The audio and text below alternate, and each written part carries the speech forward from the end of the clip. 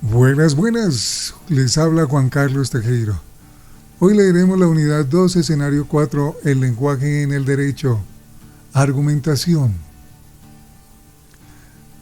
Tenemos lenguaje prescriptivo, relaciones entre el derecho y la lógica jurídica, inferencia y no contradicción, palabras, clave, lógica, lógica jurídica, lógica y argumentación, derecho como prescripción, derecho y lenguaje.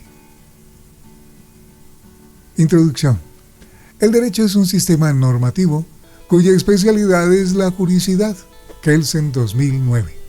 Está compuesto, aunque no exclusivamente, por normas que se dividen a su vez en al menos dos tipos, las reglas y los principios. Alexi 2018. Aunque otros autores afirman que dentro del derecho se encuentran otros tipos de normas como los valores y las políticas públicas. Dworkin 2012. Como sistema normativo, el derecho utiliza el lenguaje, sea oral o escrito, para expresar las directrices que de él emanan. Es por la expresión de estas normas y de su comprobación como un sistema ordenado con finalidades generales y específicas que se denomina derecho positivo.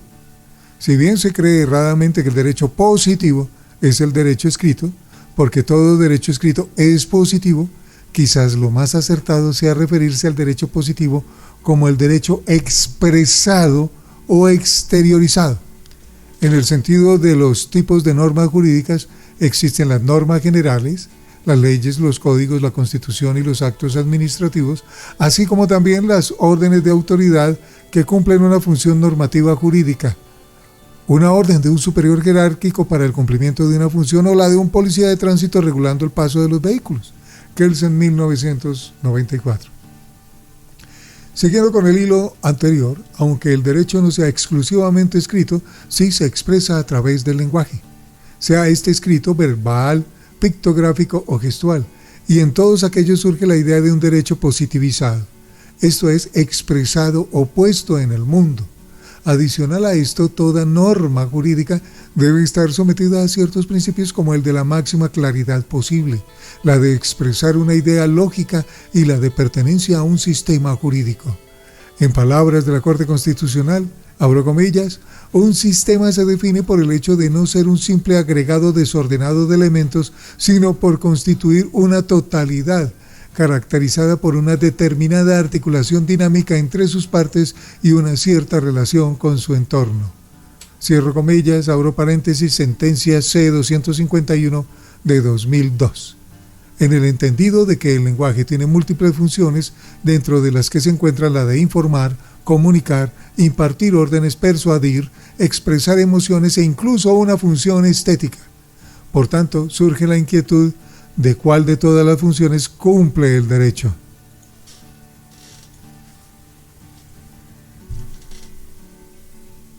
Este último principio es de pertenencia. Se refiere a dos cosas principalmente. La primera es que no debe haber una norma aislada de un orden jurídico, entre paréntesis como el ordenamiento jurídico colombiano, y que todo ordenamiento debe tener relación deóntica, esto es, estar dirigidos hacia la misma finalidad, que es generalmente representada en la idea de una norma superior, suprema o fundamental, y cuya función se cumple en el caso colombiano en la Constitución Política de 1991. Así las cosas, una norma jurídica tiene contenido lógico en doble sentido, en cuanto a que expresa una idea clara y precisa, sentido interno, y en tanto a que pertenece a un sistema ordenado de normas jurídicas, sentido externo. A continuación ahondaremos en la conceptualización del derecho, el lenguaje y de la lógica jurídica. Lenguaje prescriptivo. Que el derecho sea prescriptivo se debe a que, en el uso del lenguaje, las normas jurídicas cumplen una función que, aunque no exclusiva, sí es la más evidente. Ello nos deja la idea de que las normas pueden tener otras funciones como la función informativa, expresiva, interrogativa, operativa, en tanto que el derecho advierte, amenaza, ordena, suplica, pide, instruye, exige y prescribe, de lo que nos ocuparemos en este capítulo. Dentro del denominado lenguaje jurídico se distinguen tipos específicos de acuerdo con su función. El lenguaje legislativo caracterizado por ser corto, directo y lacónico, en tanto que establece órdenes indirectas y generales. Entre paréntesis, el que mate irá a la cárcel. El lenguaje de juez, caracterizado por la riqueza de sus expresiones y por la finalidad lógica que debe haber entre las apreciaciones, entre paréntesis, o consideraciones, y el resultado de la sentencia, entre paréntesis, condenatoria, absolutoria e inhibitoria. El lenguaje de abogado más rico y divagante que los anteriores en busca de un resultado, y otros como el de los doctrinantes, docentes de derecho y el de las personas del común cuando establecen relaciones jurídicas. Kaufman, 1999, página 223. El lenguaje prescriptivo, también llamado directivo, es aquel que tiene una intención destinada a dirigir la conducta de otro sin el uso de la fuerza, sino más bien de la persuasión. En relación con la prescripción, hablamos de acciones como la de sugerir, aconsejar, solicitar, pedir, ordenar, imponer, etc., por medio de la cual se busca que el otro se comporte de la manera en que deseamos lo haga, persuadiéndolo en general de una consecuencia en caso de que no lo haga. Esta forma de lenguaje es lo que se conoce en derecho como los componentes de la norma jurídica. En tanto, toda norma prescriptiva debe contener como mínimo a. Titular. Es a quien se le reconoce como el titular de derecho. Esto es del contenido de la norma jurídica. B.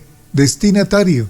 Es la persona que debe actuar conforme con el contenido de la norma jurídica, quien debe comportarse so pena de que se le atribuya y la consecuencia. C. Contenido deóntico. Es la prohibición, autorización u obligación contenida en la norma y relacionada con un hecho que debe, puede o no debe cumplirse de forma voluntaria por el destinatario. D. Mecanismo de efectividad. Es el que se impone como el deber ser en caso de que se incumpla el contenido de la norma jurídica, o sea, la pena de prisión, la multa o el premio. Según Norberto Bobbio, 2016, el lenguaje prescriptivo se caracteriza por tener los siguientes elementos. A. Influencia. Dado que se dirige al comportamiento de una persona, la función de influir en ella obedece a que el sujeto destinatario de la misma se comporte de la forma descrita en la norma jurídica. B. No pretende ser verdadera o falsa. Recurriendo a un ejemplo, el artículo 103 del Código Penal dice que toda persona que mate a otra persona deberá ir a la cárcel, pagar multa y no podrá ejercer ciertos derechos políticos. Si nos fijamos bien, el contenido de la norma no nos describe el mundo de tal forma que podamos determinar que en ella hay algo verdadero o falso, sino simplemente condiciona un resultado, ir a la cárcel. Si ocurre un hecho, matar a otro miembro de la raza humana. C. No todo es prohibición. Aunque pareciera, no siempre el contenido deóntico de una norma jurídica está en clave de prohibición. El derecho usa otros recursos como el indicativo, comportarse de buena fe, y el asertivo, pagar los impuestos dentro del tiempo. D. Usa palabras deónticas como prohibido, no se puede hacer, obligado, se debe hacer, permitido, se puede o no puede hacerse, o modales, es necesario, posible o imposible. E. Suele usar formas lingüísticas como le ordeno que, le suplico que, le pido que. Además de ellas, que son en general las del lenguaje y se aplican al derecho, las normas jurídicas prescriptivas también tienen otras dos que son la superioridad de quien emite la orden, principios de autoridad del legislador o el juez dotados de ella, y la de no supeditar el resultado a la voluntad del destinatario. En síntesis, dentro de una norma encontramos 4 componentes o elementos: el titular del derecho, el destinatario de la acción, el contenido deóntico y el mecanismo de efectividad. Por otra parte, También las funciones de la norma como prescripción, incluir en la conducta no ser falsa o verdadera, diversidad del contenido deóntico, uso de fórmulas lingüísticas, ser emitida por una autoridad dotada de ello y no supeditarse a la voluntad particular. Relaciones entre el derecho y la lógica jurídica. El mayor representante de la lógica jurídica, en cuanto a que tuvo la pretensión de establecer las diferencias entre el ser, tener que, y el deber ser, poder, fue Hans Kelsen. Hans Kelsen, filósofo y teórico del derecho austriaco. Nacido en Praga cuando pertenecía al Imperio Austrohúngaro, fue fuertemente influenciado por distintas corrientes, dentro de las que se destacan las relaciones entre la conceptualización de la ciencia, la historia y la filosofía, las preguntas por el lenguaje y la lógica. A su vez, es reconocido como uno de los miembros activos del llamado Círculo de Viena, compuesto por los principales filósofos alemanes y austriacos de las primeras décadas del siglo XX, con participación de filósofos franceses e ingleses preocupados por la separación de la metafísica y la física, cuyo fin era el estudio de aquello que pueda probarse en el mundo real. Igualmente tuvieron un interés especial de la construcción de un sistema lógico que diera cuenta del mundo y de las preguntas acerca de los usos del lenguaje. Dentro del Círculo de Viena nacen subescuelas o corrientes, dentro de las que se destaca la de la teoría pura del derecho, fundada a partir de la obra de Kelsen, 2009, con el mismo nombre. Se sentaría las bases de todo un sistema lógico, científico y jurídico que pretende explicar al derecho como un sistema basado en principios universales, de los cuales se podía deducir conclusiones particulares. Esta idea recuerda el razonamiento deductivo visto en la sesión anterior. Según Kant, Ponce 2014, al son de muchos filósofos anteriores y posteriores, existe una regla universal que es la causalidad, por medio de la cual se logran explicar fenómenos de la naturaleza o del universo, según la cual los fenómenos se comportan de acuerdo con ella, relacionando a partir de causas o hechos anteriores o exteriores.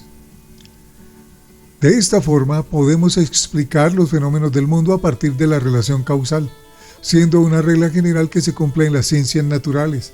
Ejemplos de esto se dan: el metal se expande con el calor, las cosas soltadas al vacío caen con ocasión de la gravedad, los cuerpos inertes se mueven ante una fuerza exterior. Kelsen 2012, por otra parte, advierte de la imposibilidad de que la ley de la causalidad se cumpla en las ciencias sociales y dentro de ellas el derecho, a la vez que asume la difícil posición de teorizar los motivos por los cuales el derecho sí es una ciencia.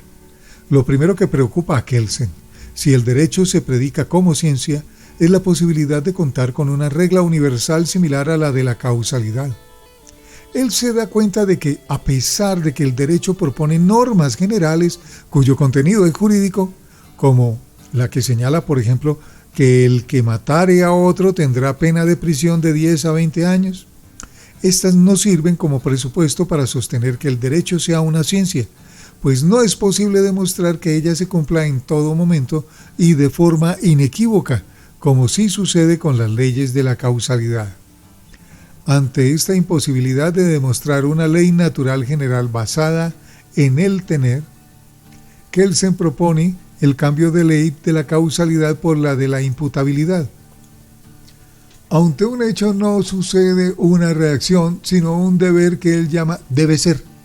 Veamos 3 ejemplos de normas generales. Número 1. El que matare a otro tendrá pena de prisión de 10 a 20 años. Número 2. El que pague sus impuestos antes del 1 de abril tendrá un descuento del 10% del valor total adeudado.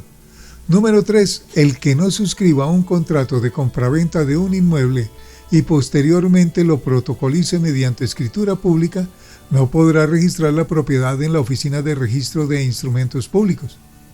Ante la imposibilidad de que el resultado se obtenga de forma causal, lo que surge y sugiere Hans Kelsen 2009 es que el resultado no es un ser, un tener que, sino un deber ser.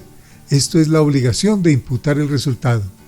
La expresión adecuada para ello sería: número 1, al que matare a otro, el Estado le debe imputar pena de prisión. Número 2, al que pague sus impuestos antes del 1 de abril, se le debe descontar el 10% de lo adeudado. Número 3, al que no suscriba un contrato de compraventa de un inmueble y posteriormente lo protocolice mediante escritura pública, no se le podrá registrar la propiedad en la Oficina de Registro e Instrumentos Públicos. De esta forma tenemos la principal razón para poder afirmar al derecho como ciencia, pasando a continuación a mencionar el funcionamiento y relación del derecho y la lógica. Inferencia y no contradicción. Estas dos reglas lógicas que se cumplen dentro de los ordenamientos jurídicos son la regla de la inferencia y la de no contradicción. De acuerdo con la primera, Kelsen 2012, la inferencia es una regla lógica por medio de la cual se pueden deducir reglas particulares de principios generales. Y en el caso del derecho, la regla general sería la ley, mientras que la particular es la inferencia que realiza el juez dentro de la sentencia judicial asignando un resultado, como se señala en el siguiente ejemplo. A. Regla general. El que mate a otro deberá ir a la cárcel de 10 a 20 años de prisión. B. Caso particular. Juan mató a Pedro el 1 de agosto de 2022. C. Conclusión. Juan debe ir a la cárcel un mínimo de 10 años. Representado quedaría de la siguiente manera. A. El que mate a otro irá a prisión. B. Juan mató a Pedro. C. Juan debe ir a la cárcel. Por tanto, A más B igual a C. La no contradicción desde el lenguaje general implica que una y la misma cosa no pueden ser ciertas y falsas al mismo tiempo ni bajo las mismas condiciones. Es decir, que el agua no puede ser líquida y gaseosa en un mismo tiempo y espacio. Sostener que algo es y al tiempo no es, por más astucia interpretativa, equivaldría a sostener una falacia lógica. O se es A líquida o se es B gaseosa, por cuanto sería un error lógico sostener que, en condiciones normales, el agua es líquida y gaseosa al mismo tiempo, que se representaría de la siguiente manera, siendo que agua, entre paréntesis C, es la conclusión y líquida, entre paréntesis B, y gaseosa, entre paréntesis A, son tres premisas diferentes. Se tiene que C igual a o B, o como se expone en la disyunción, C igual a disyunción B, en la cual solo una puede ser cierta, o es gaseosa o es líquida. Si analiza los componentes lógicos, encontramos que las dos premisas son ciertas. El agua puede ser líquida o gaseosa, aunque la conclusión solo obedece a una de las propiedades. En tal sentido, C igual a disyunción B equivale a sostener que el agua es líquida o es gaseosa. Llevado lo anterior al sistema jurídico, se hace evidente que se aplica a un caso no poco común de contradicción entre dos mismas jurídicas que, a pesar del principio de unidad normativa y de no contradicción, pueden ser válidas. Esto sucede en el evento en que dos normas jurídicas entran en conflicto. Ante situaciones en que las normas jurídicas entran en conflicto, el derecho ha previsto la solución imponiendo reglas para identificar cuál de ellas prevalecerá en el caso concreto sin afectar la validez de la otra. Dentro de ellas existen tres situaciones a aplicar por el juez cuando dos normas jurídicas válidas choquen. A. Norma posterior se aplica sobre norma anterior. B.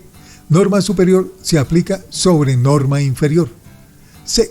Norma especial se aplica sobre norma general.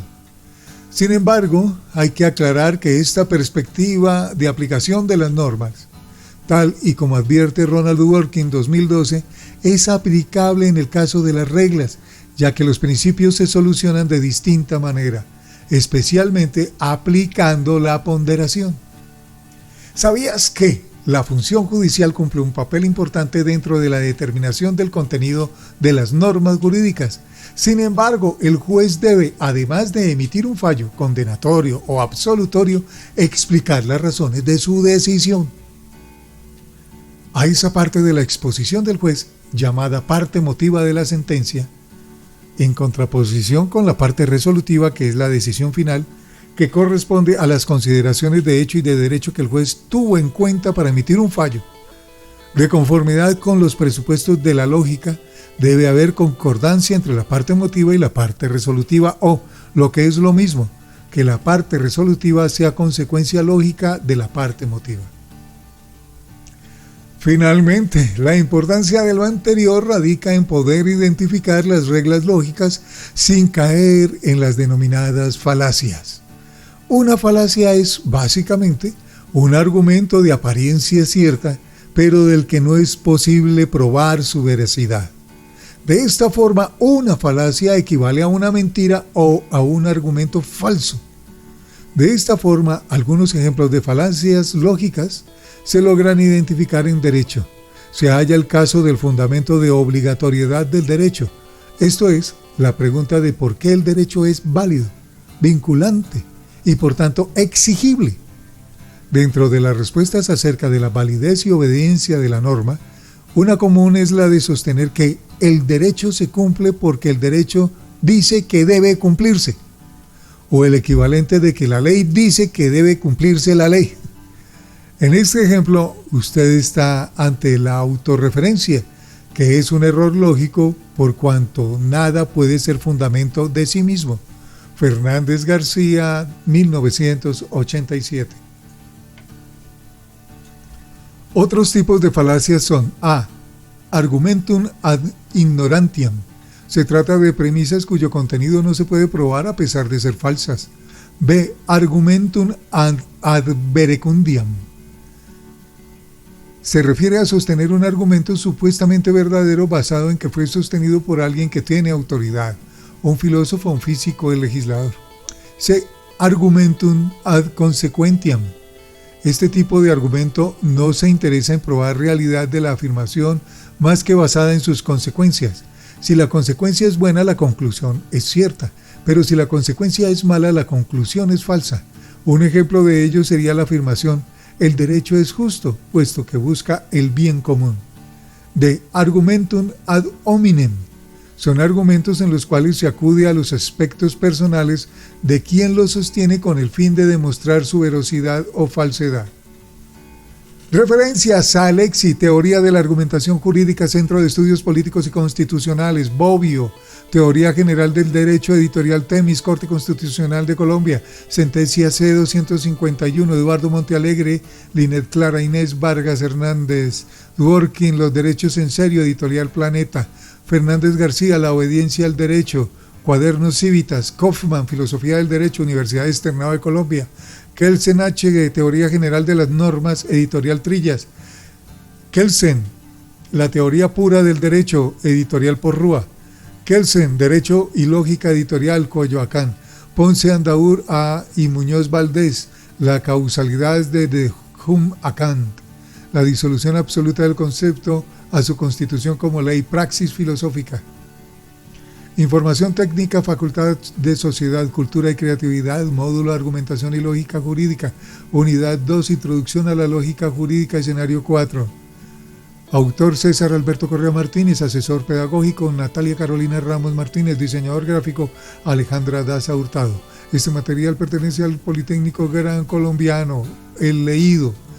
Con mucho gusto les habló Juan Carlos Tejero Medina. Solidaridad con todos nuestros compañeros que se encuentran camellando. Un abrazo.